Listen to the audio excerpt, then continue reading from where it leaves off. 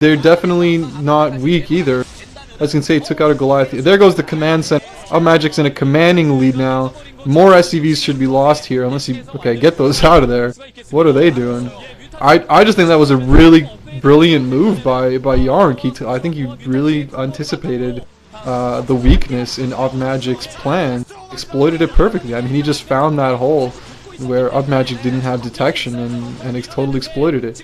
Because like you said, no Terran would expect you to go lurkers against metal, seeing as how tanks, especially siege tanks, are just so incredibly strong against lurkers. The lurkers are almost useless against a full Terran metal army. If you ever tried to fight a Zerg... Yeah, go ahead. I don't know, that was just crazy. I mean, he had UpMagic just really well scouted out there. I think he really had a plan. I mean, both of us saw right from the beginning he went for the early gas. I think he really had this build totally mapped out beforehand.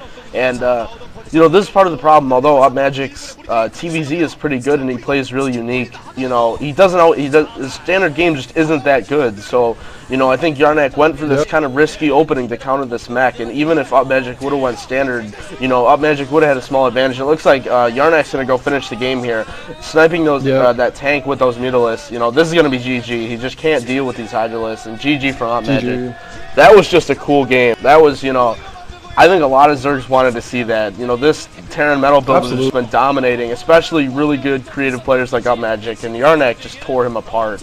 That was a really interesting game. I mean, there's nothing I'd love to see more than players coming up with a good creative way to counter something. I mean, that's just using your brain and using strategy to the utmost. And like, mad props to YellOw for coming up with a build to exploit his opponent's weaknesses. That's exactly what he did here.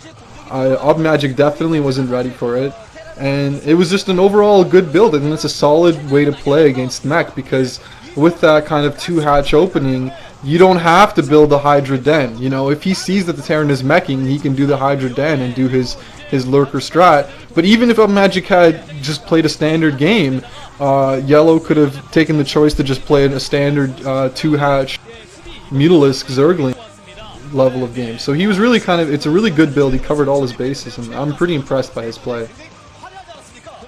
Yeah, and we got YellOw moving on to the winners game, playing the winner between Much and Hero. That's going to be the next set we're covering, and so that pretty much wraps up this game.